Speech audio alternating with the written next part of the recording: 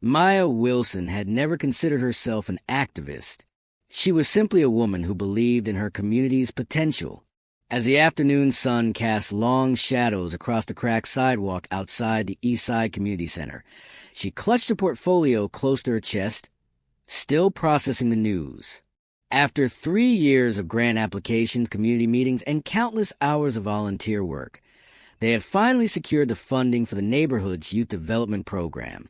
The weight of the achievement settled on her shoulders as she walked toward the bus stop. This wasn't just about money. It was about recognition. Recognition that this predominantly black neighborhood deserved the same resources and opportunities as any other part of the city. Maya had grown up watching her parents fight these same battles, witnessing how systems could simultaneously ignore and over-police their community. Yet her grandmother's words had always guided her. Dignity isn't something others give you. It's something you carry. Maya nodded to Mr. Johnson, who was watering the community garden he'd started after retiring from the Postal Service. She waved to the teens shooting hoops in the small court beside the center, the same teens who would soon have access to college preparation courses and vocational training through the new program. These small acknowledgments were the invisible threads that held their neighborhood together, despite decades of disinvestment and marginalization. At the bus stop, Maya pulled out the grant approval documents, reading through them one more time.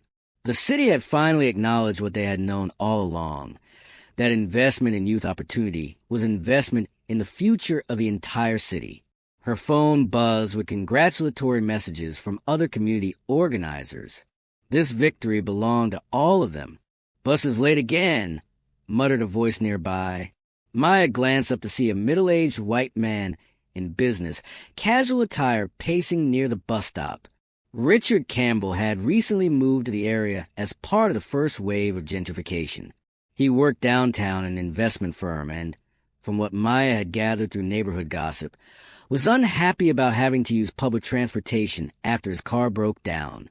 "Should be here in about 5 minutes," Maya offered politely, checking the transit app on her phone. "They're running behind because of construction on Main Street." Richard barely acknowledged her response, continuing to check his watch impatiently. His discomfort was palpable, not just with the delayed bus, but with the neighborhood itself. Maya had encountered this particular brand of unease countless times before. It was a discomfort of those who saw her community through the lens of crime statistics and stereotypes rather than as a complex, vibrant place where people live full lives. The tension in the air grew thicker as more people gathered at the bus stop.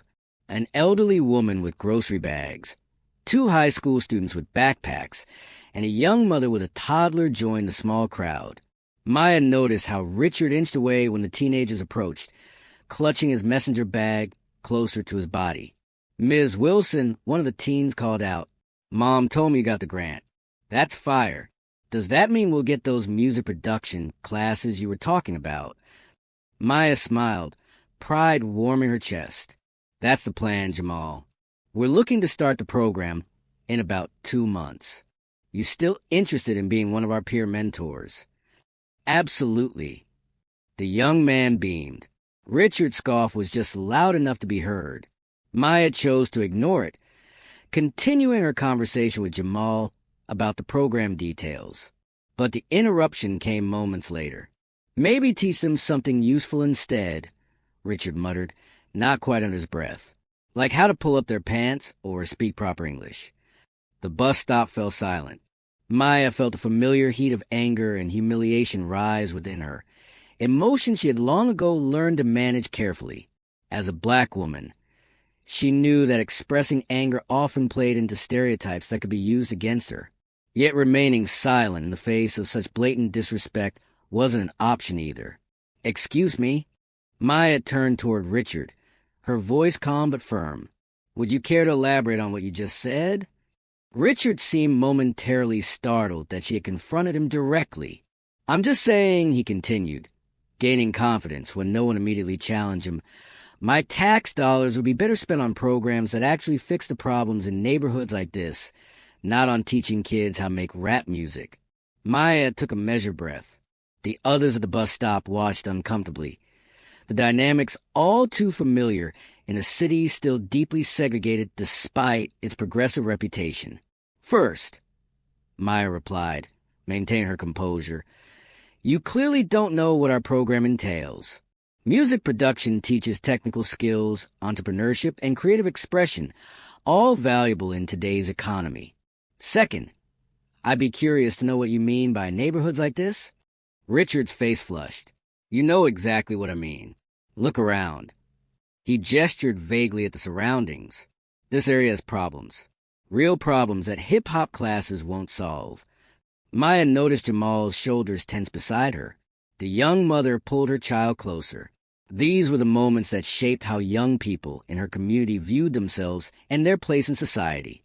Her response mattered not just for confronting Richard's ignorance, but for affirming the dignity of everyone present. What I see, Maya said carefully, is a community that has persevered despite systemic disinvestment.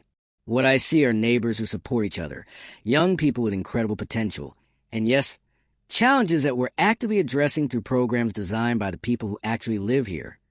Richard rolled his eyes. Always the same excuses. Always someone else's fault, isn't it? The bus appeared in the distance, but the confrontation had escalated beyond the point of polite withdrawal. The crowd at the stop had grown slightly, with several people now openly watching the exchange. Maya could feel the collective tension, the shared experience of having one's community denigrated by outsiders who claim to know better. Those aren't excuses, Mr. Campbell. They're explanations of complex social realities that you seem determined to reduce to stereotypes. Maya's voice remained steady, though her heart raced. And yes, I know your name. That's how communities work. We know each other, even the neighbors who prefer not to engage. Something in Richard snapped. Perhaps it was being called out by name, realizing he wasn't as anonymous as he thought. Perhaps it was simply the accumulated frustration of his day. Whatever the trigger, his response crossed a line that changed everything. Listen, you people always think you're so... You people? Maya interrupted, her calm exterior finally cracking. I'm going to stop you right there. I have a name. I have credentials. I have a history in this neighborhood that predates your arrival by decades. What I don't have is the patience for thinly veiled racism at the end of what has otherwise been a productive day. The bus pulled up to stop, its doors opening with a hydraulic sigh that seemed to punctuate Maya's statement. But Richard wasn't finished. As passengers began to board, he stepped closer to Maya, his finger pointed accusingly at her face. This is exactly what I'm talking about, he hissed. Play the race card the minute someone tells the truth about your failing neighborhood. Maya stood her ground as the others watched, their expressions a mixture of concern and recognition of a scenario that had played out countless times in various forms. This wasn't just about one man's racist remarks. It was about the everyday indignities that eroded at one's sense of belonging and worth. It was about the right to exist in public space without having to defend that existence. The confrontation had reached its tipping point as the last passengers boarded the bus. What happened next would reverberate through the community in ways neither Maya nor Richard could anticipate. The bus driver, sensing the tension, called out from his seat, "Everyone boarding?" That moment of distraction was all it took. Richard's frustration crystallized into something darker as he suddenly grabbed Maya's portfolio, sending her carefully organized papers scattering across the pavement. "This is why nothing ever changes around here," he snarled, his voice rising. "Wasting resources on people who don't appreciate them." A collective gasp rose from the onlookers. For Maya, time seemed to slow. She saw the grant papers, her community's hope and future, drifting across the dirty sidewalk. She saw Jamal's face transform from shock to anger, the young mother pulling her child behind her, Mr. Johnson stepping forward with concern. In that crystallized moment, Maya recognized the choice before her: to retreat into the safety of dignified silence or stand firmly in her power. She chose power. "Do not touch my property." Maya's voice carried a quiet authority that cut through the chaos. She knelt to gather her papers, her movements deliberate and controlled. "And do not presume to know anything about me or what my community deserves." Richard loomed over her, emboldened by her position on the ground. "Or what? You'll call the police? That's rich." The irony wasn't lost on anyone present. For people in Maya's community, law enforcement often represented another layer of potential prejudice rather than protection. Several bystanders had already pulled out their phones, recording the interaction, not to summon help, but to document what was happening. Maya rose slowly, papers clutched in her hands, and faced Richard directly. At 5'6", she stood several inches shorter than him, but her presence seemed to expand beyond her physical form. "Mr. Campbell," she said, each word measured and clear, "I'm going to give you an opportunity that you haven't extended to me or anyone else here. The benefit of the doubt. Perhaps you're having a terrible day. Perhaps you're dealing with issues I know nothing about. But that doesn't give you the right to disrespect me or dismiss the work that matters to this community." Richard's face flushed deeper. Being addressed directly, being held accountable in public by a black woman he had assumed he could intimidate, triggered something primal in him. He stepped closer, invading her personal space. "You don't get to lecture me," he hissed. "I pay my taxes. I play by the rules. I didn't get any handouts or special programs." The bus driver had stepped out now, assessing whether intervention was necessary. Other passengers watched from the windows, their faces a reflection of the social divide playing out on the sidewalk. Maya didn't flinch. "Neither did I, Mr. Campbell. I worked my way through college while supporting my younger siblings after our parents died. I turned down corporate jobs to serve my community because I believe everyone deserves opportunity. The handout, as you call it, is a federal grant that our organization competed for and earned through a rigorous application process." She paused, letting her words sink in. "But you didn't bother to ask about any of that, did you? It was easier to make assumptions based on what you think you know about people like me." Something shifted in Richard's expression. Not quite shame, but perhaps the first shadow of doubt. It disappeared quickly, replaced by defensive anger. "You're twisting my words," he said, voice rising again. "Playing the victim when I'm just stating facts about." "No," Maya interrupted, her voice still calm but gaining strength. "You're not stating facts. You're stating prejudices. There's a difference." The confrontation had drawn a small crowd now. Among them was Darius Washington, the owner of the corner store across the street and a longtime neighborhood resident. He moved to stand beside Maya, not saying anything, just offering his presence as support. One by one, others joined. The elderly woman with groceries, a postal worker who had been delivering mail nearby, Jamal and his friend. Richard looked around, suddenly aware that he was outnumbered. But rather than backing down, he doubled down. "This is exactly what I'm talking about," he said, gesturing at the gathered group. "You people always stick together, ganging up on outsiders." "You people," Maya repeated, shaking her head. "There it is again. And yes, this community does stick together, because we've had to, because historically, nobody else stood up for us." Richard's frustration boiled over. He reached out and shoved Maya's shoulder, not hard enough to knock her down, but with enough force to make her step back. "Get out of my face." The crowd surged forward, but Maya raised her hand, stopping them. This was a critical moment, and she knew it. How she responded would reverberate beyond this confrontation. In the minds of the young people watching, in the community's sense of collective power, in her own understanding of her strength. "Don't you dare put your hands on me," Maya said, her voice dropping to a dangerous quiet. "I've been nothing but civil with you, despite your provocations. I've tried to engage with you respectfully, despite your disrespect. But I draw the line at physical intimidation." She stepped forward, reclaiming the space between them. "I am not afraid of you, Mr. Campbell. I've faced men like you my entire life. Men who mistake their privilege for merit, who believe their comfort matters more than others' dignity. Men who resort to intimidation when their assumptions are challenged."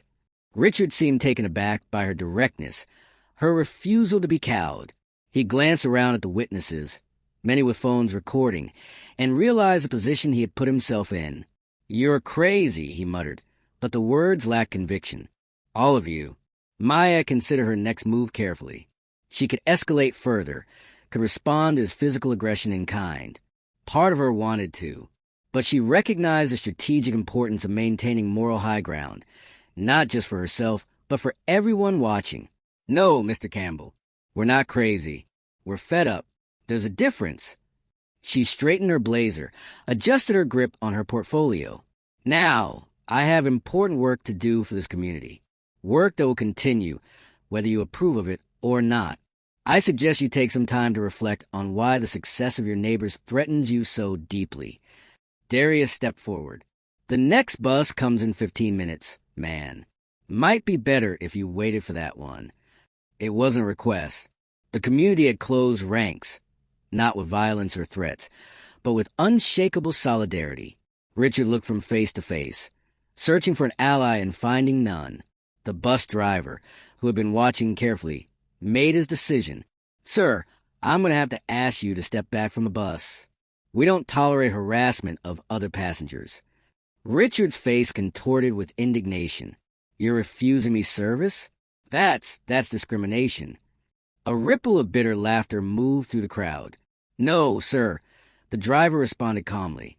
It's company policy regarding passenger safety. You're welcome to file a complaint. Humiliation flushed across Richard's features. He glared at Maya, as if she were personally responsible for his public shaming. This isn't over, he muttered. Maya met his gaze steadily. Actually, Mr. Campbell, I think it is, at least for today. As the bus pulled away without him, Richard stood alone at the stop, the weight of dozens of eyes upon him. He shoved his hands in his pockets and walked away quickly, heading in the direction of downtown. The crowd began to disperse, but many lingered to check on Maya. Hands patted her shoulder. Voices offered support and praise for her composure. You okay, Ms. Wilson? Jamal asked. Concern etched across his young face. Maya took a deep breath, acknowledging the adrenaline still coursing through her system. I'm okay, Jamal. Thank you for asking. The young mother approached, bouncing her toddler on her hip. That was something else. Way you stood your ground? My little girl needs to see that. Needs to know she can stand up too. The weight of those words settled on Maya's shoulders, not as a burden, but as a reminder of why confrontations like this mattered. They weren't just personal. They were communal teaching moments that shaped how the next generation understood their own power and dignity. Darius shook his head, looking in the direction Richard had disappeared. People move into the neighborhood thinking they know everything about us based on what? Some news reports? A few statistics? Never bothering to actually talk to anybody who lives here. That's changing, Maya assured him, though she wasn't entirely convinced herself. Slowly, but it's changing. And today proved why our work matters more than ever. As the crowd thinned, Maya found herself walking alongside Mr. Johnson, who had witnessed the entire confrontation. Your grandmother would be proud, he said simply. The words touched something deep in Maya. Her grandmother, who had marched for civil rights, who had integrated her workplace, who had taught Maya that dignity was something you carried rather than something granted to you, would indeed have been proud. Not because Maya had won the confrontation, but because she had maintained her integrity throughout it. Thank you, she said softly. Sometimes I wonder if things will ever truly change. If all this work actually makes a difference. Mr. Johnson gestured to the community around them, to the children playing, to the newly funded community center, to the neighbors who had just stood together in solidarity. Look around you, he said. Change isn't always something that happens all at once. Sometimes it's something we build, day by day, confrontation by confrontation, victory by small victory. Maya nodded, feeling the truth of his words sink into her bones. As she continued her walk home, her phone buzzed with notifications. Text messages, social media alerts. Word of the confrontation was already spreading through the neighborhood networks. By evening, everyone would know what happened at the bus stop. What they would know was not just that Maya had been attacked, but that she had fought back, not with fists or raised voice, but with unwavering dignity and the collective power of community. And in a neighborhood that had so often been defined by others, that narrative of resistance mattered profoundly. By the time Maya reached her apartment that evening, the video had already gone viral. A shaky phone recording captured the confrontation from the moment Richard grabbed her portfolio to her final, dignified stand. Comments poured in, some supportive, others venomous, each revealing the deep fractures in how people perceive such incidents. Maya sat on her worn but comfortable couch, scrolling through the notifications with mixed emotions. She hadn't asked for the spotlight. Her work had always been about lifting others, not centering herself.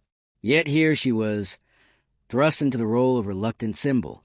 Her sister Tanya called, voice tight with concern. "I just saw the video. Are you okay? Do you need me to come over?" "I'm fine," Maya assured her, though the lingering tension in her shoulders suggested otherwise. "It's not the first time something like this has happened, but it's the first time it's been filmed and shared with half the city," Tanya countered. "Have you seen the comments? Some people are calling you a hero. Others are saying you provoked him." Maya sighed, setting her phone aside. "Of course they are. That's how it always goes, isn't it? Stand up for yourself, and suddenly you're the aggressor." After ending the call with promises to be careful, Maya prepared a cup of tea and settled by her window. From her fourth-floor apartment, she could see most of the neighborhood. The community garden where Mr. Johnson volunteered, the basketball court now empty in the evening darkness, the corner store where Darius was probably closing up. This view had always brought her comfort, a reminder of the community she was fighting for. Tonight, however, it felt different. The confrontation had changed something, shifted her perspective. The neighborhood seemed suddenly more vulnerable, its progress more precarious. One viral video wouldn't erase decades of disinvestment and stereotyping. One moment of solidarity wouldn't dismantle systems built over centuries. Her phone rang again, an unknown number. Maya hesitated before answering. "Is this Maya Wilson?" The voice was female, professional. "Speaking. This is Sasha Williams from Channel 7 News. We saw the video of your confrontation today with..." Maya ended the call, unsurprised but disappointed. Within minutes, another call, another reporter. She turned off her phone. The narrative was already being shaped without her input, reduced to inflammatory headlines and sensationalized clips. The context would be stripped away, the history of her community flattened, the complex power dynamics oversimplified. She had seen this pattern before with other incidents. A knock at her door startled her. Maya approached cautiously, checking through the peephole. Jamal's mother, Denise, stood in the hallway, holding what looked like a container of food. "I figured you might not feel like cooking tonight," Denise explained when Maya opened the door. "It's just some stew I made yesterday." The simple act of neighborly care brought unexpected tears to Maya's eyes. "Thank you. Come in." They sat at Maya's small kitchen table, the container of stew between them, its aromatic steam filling the apartment. "Jamal hasn't stopped talking about what happened," Denise said, her expression a mixture of pride and concern. "Said you were like some kind of superhero, standing up to that man." Maya smiled wryly. "Hardly a superhero. Just someone who reached your limit. Sometimes that's all it takes." Denise nodded. "But I'm worried about you. These things have a way of following people, especially now with social media." "I know," Maya acknowledged. "I've already had reporters calling." Denise's eyes widened. "They find your number already? Damn, they work fast." "Too fast." Maya served the stew into bowls. "I'm not interested in being their headline for the week. This isn't about me. It's about patterns that have been playing out in neighborhoods like ours forever." "Maybe that's exactly why you should talk to them," Denise suggested carefully. "Not the ones just looking for clicks, but someone who'll let you frame the story the right way. Someone who'll let you talk about the grant, about what we're building here." Maya considered this as they ate. There was wisdom in Denise's suggestion. The confrontation could be a platform rather than a distraction, an opportunity to direct attention to the structural issues affecting their community and the solutions they were working toward. "I'll think about it," she promised. After Denise left, Maya finally checked her email. Among the messages from concerned colleagues and friends was one from a name she didn't immediately recognize: Richard Campbell. Her finger hovered over the delete button. What could he possibly have to say that she needed to hear? Yet curiosity won out. "Ms. Wilson, I've been informed that my behavior at the bus stop today was recorded and shared online. While I maintain that certain aspects of the interaction have been misrepresented, I acknowledge that my actions toward you are inappropriate and unprofessional. My employer has made it clear that such conduct could have consequences for my position. Before this escalates further, I would appreciate the opportunity to discuss the matter with you privately. Richard Campbell. Maya read the email twice, anger building with each word. Not an apology, but a negotiation. Not remorse, but self-preservation. His concern was not for the harm he had caused, but for the potential damage to his career. She began composing a blistering response, then stopped herself. This wasn't about Richard Campbell's redemption or punishment. It was about something much larger, the patterns of accountability, or lack thereof, that shaped interactions between people with different levels of privilege and power. Instead of replying immediately, Maya opened her laptop and began to write, not a response to Richard, but a statement addressing the broader context of the confrontation. If she was going to engage with the media attention, she would do so on her own terms. What happened yesterday at the 5th Street bus stop was not an isolated incident. It was a manifestation of tensions that exist in communities undergoing demographic change across America. When longtime residents are treated as strangers in their own neighborhoods, when their contributions are dismissed, when their very presence is questioned, these are not mere interpersonal conflicts. They reflect systemic patterns of displacement, disrespect, and disenfranchisement. But yesterday also showed something else: the power of community solidarity and the importance of standing firm in one's dignity. She wrote late into the night, crafting a statement that moved beyond the binary narrative of villain and victim. This was about transforming a moment of conflict into an opportunity for collective reflection and growth. The next morning, Maya was awakened by another knock on her door. This time, it was Councilwoman Patricia Green, the district representative who had supported their grant application. "I saw the video," the councilwoman said without preamble when Maya invited her in, "and I've been getting calls about it all morning." Maya braced herself. Political support could be fickle, especially when controversy arose. "I'm sorry if this creates complications for you," she began, but the councilwoman waved away her concern. "I'm not here because I'm worried about political blowback," Councilwoman Green clarified. "I'm here because what happened to you is happening all over this district as demographics shift, and because I think we have an opportunity here." Maya raised an eyebrow. An opportunity? To address these tensions directly, to create spaces for honest conversation about gentrification, about belonging, about whose voices get heard in communities like this one. The councilwoman leaned forward. "The grant you secured is a start, but we both know it's not enough. What if we use this incident to push for more comprehensive investment in community ownership models, housing trusts, small business incubators for longtime residents?" Maya studied the councilwoman's face, searching for signs of political calculation. She found instead what appeared to be genuine concern and strategic thinking.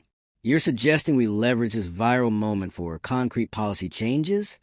"Exactly." The councilwoman nodded. "Strike while attention is focused on these issues. Before the news cycle moves on, before people forget why this confrontation resonated with so many."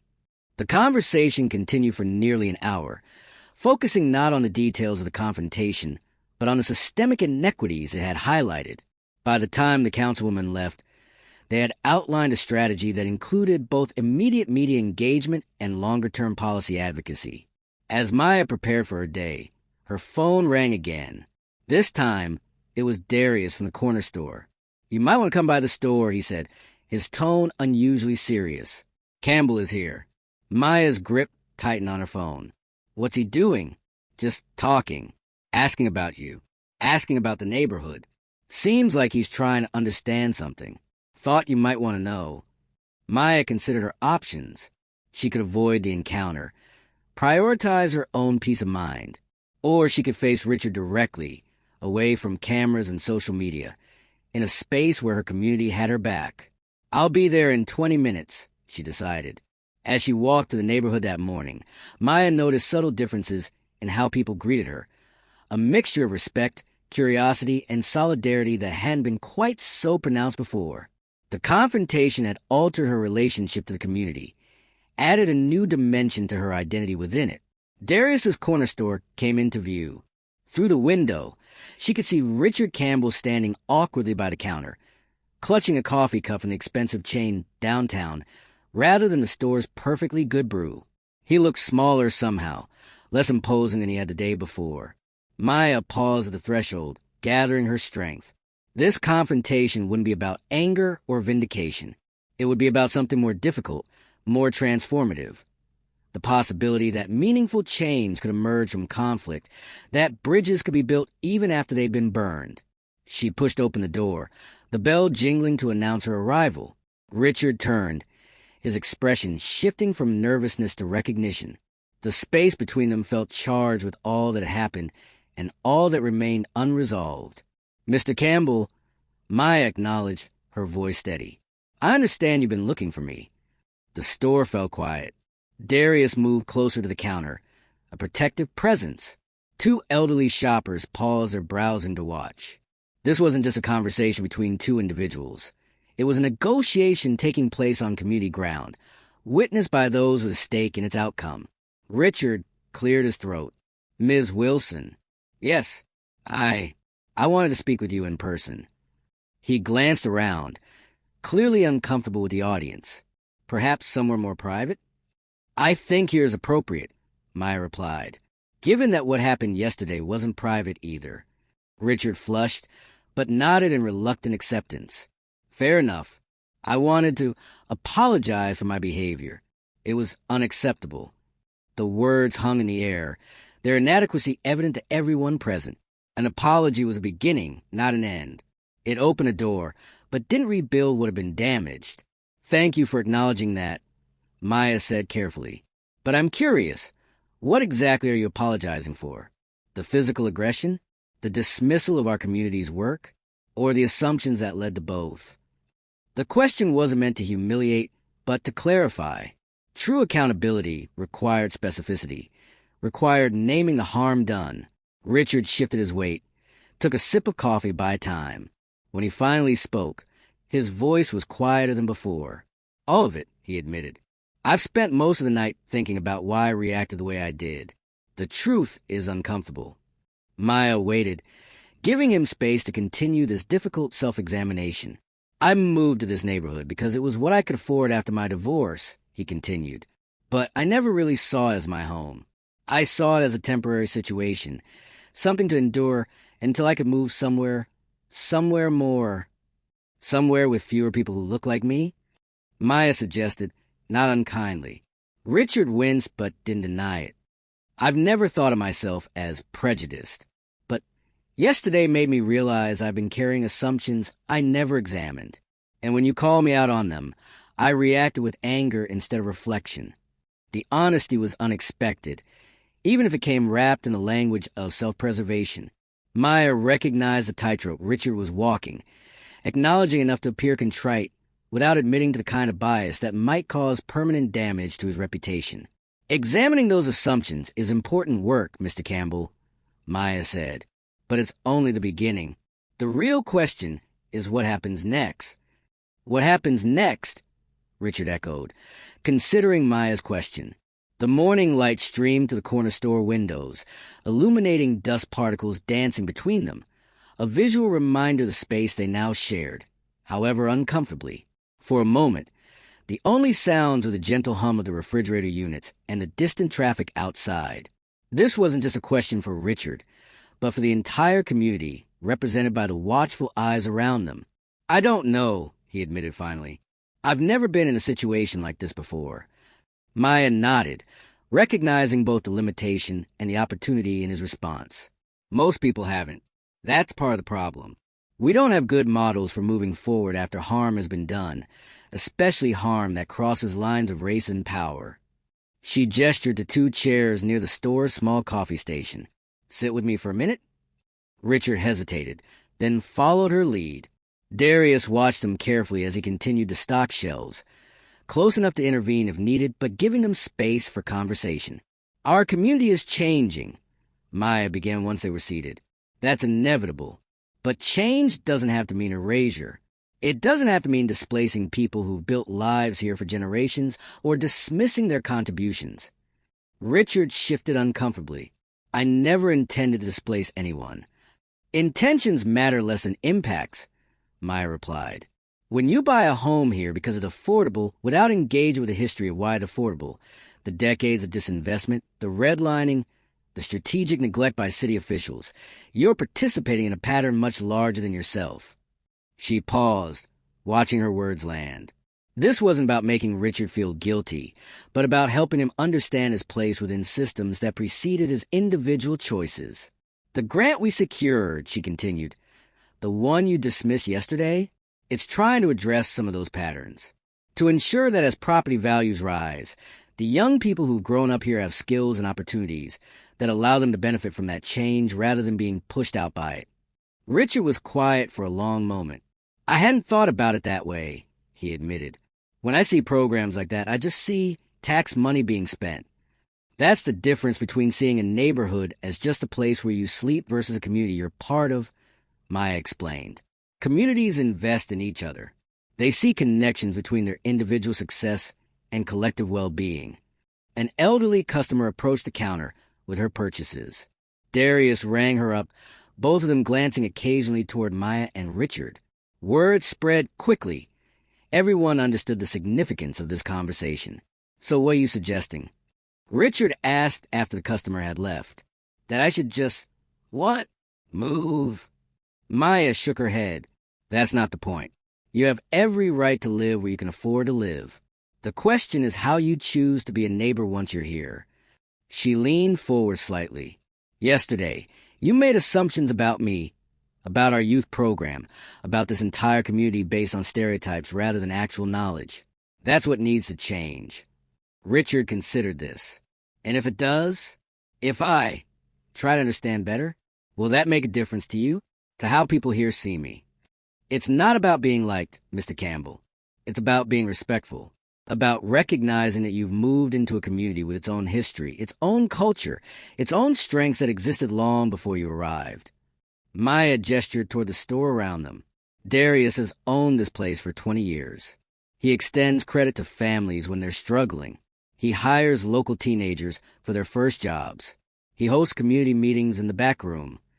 Darius smiled slightly from behind the counter, but continued his work, allowing Maya to tell a story that was as much as hers. Ms. Johnson down the block has lived here since 1968. She was part of the neighborhood association that fought for our first stoplight after a child was hit by a car. Mr. Washington teaches chess in the park every Saturday. The Martinez family brings food to new mothers. Each example built upon the last, weaving a tapestry of community that Richard had been blind to. These are the people you dismissed yesterday, Maya concluded. Not just me, all of us. Richard's discomfort was evident, but something else was emerging alongside it. A dawning recognition of the complexity he had reduced to simplistic judgment. I'd like to understand better, he said finally. Not just to make this go away, but because I realize how little I actually know about where I live. Maya studied him, weighing sincerity against self-interest. The community center hosts a neighborhood history project on Thursday evenings. People share stories, photos, memories of how this area has changed over the decades. It might be a place to start. The invitation wasn't warmly extended, but it was genuine. An opportunity rather than an obligation. Richard nodded slowly. I'll be there. As they stood to leave, Maya added one more thing. And Mr. Campbell? That video is still circulating. People are angry, and rightly so. I can't control that, nor would I try to. Actions have consequences. Part of moving forward is accepting that. It wasn't what he wanted to hear, but it was what he needed to understand. There would be no neat resolution, no quick forgiveness that absolved him of responsibility. Reconciliation was a process, not an event. I understand, he said quietly. As Richard left the store, Maya remained behind for a moment. Darius approached, leaning against the counter beside her. You think he meant any of that? He asked skeptically. Maya sighed. I don't know, but I do know that change has to start somewhere. Sometimes it starts with discomfort. You're more generous than I would be, Darius admitted. It's not about generosity, Maya clarified. It's about strategy, about recognizing that we need more allies, not more enemies. That doesn't mean excusing harm or pretending it didn't happen. It means creating pathways for people to do better. She checked her watch. I need to get to the center. We have a community meeting about the grant implementation at noon. And a lot more people will probably show up now, Darius noted. Silver lining to all this? Maya smiled wryly.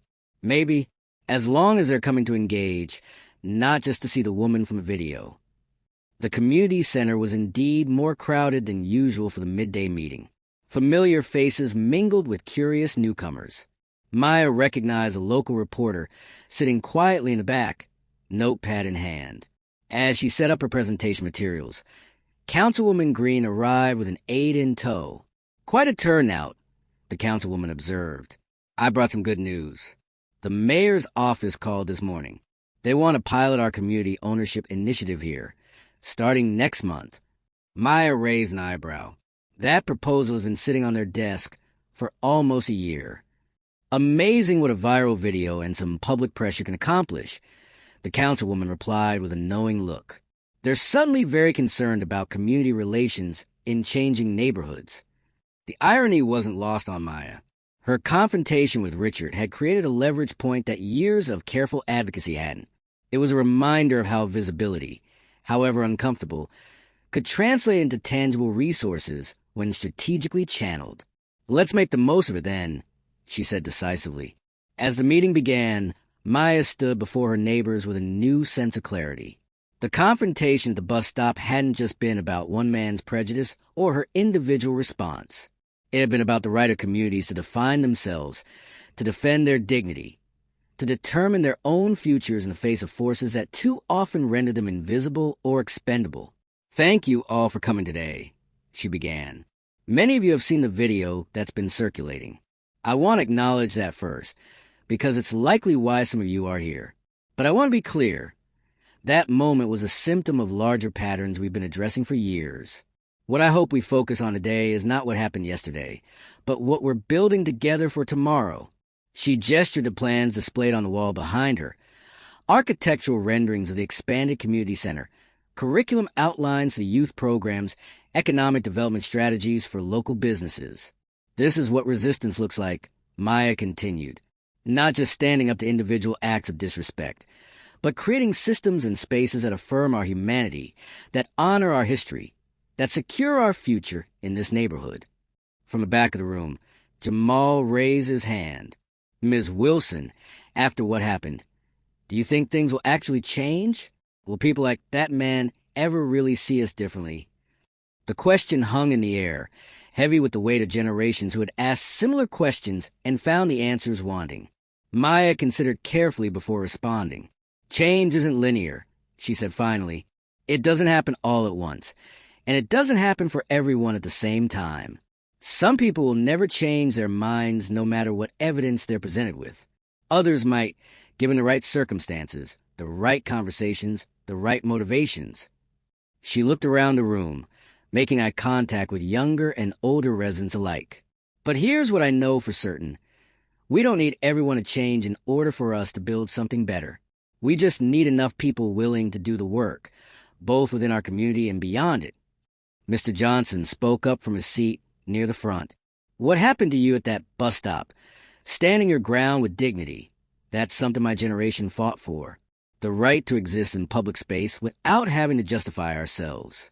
The right to be treated with basic human respect. Murmurs of agreement rippled through the room. And let's be clear, added Denise, Jamal's mother. What Maya did wasn't just for herself. She showed our kids what it looks like to resist without losing yourself in the process. That matters. Throughout the meeting, the conversation wove between practical details of the grant implementation and deeper reflections on community identity in the face of change. People shared stories of other confrontations, other moments of resistance, both public and private.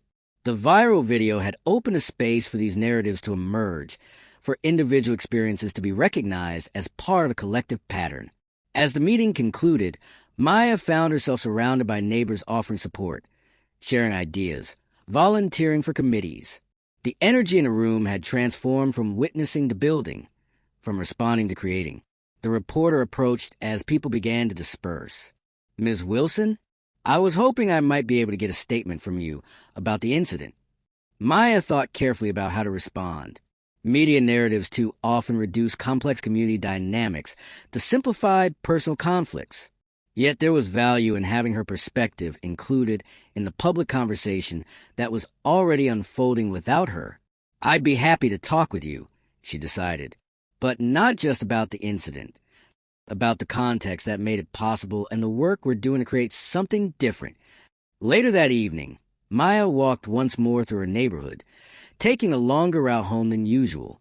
She passed the bus stop where the confrontation had occurred, now just an ordinary corner again.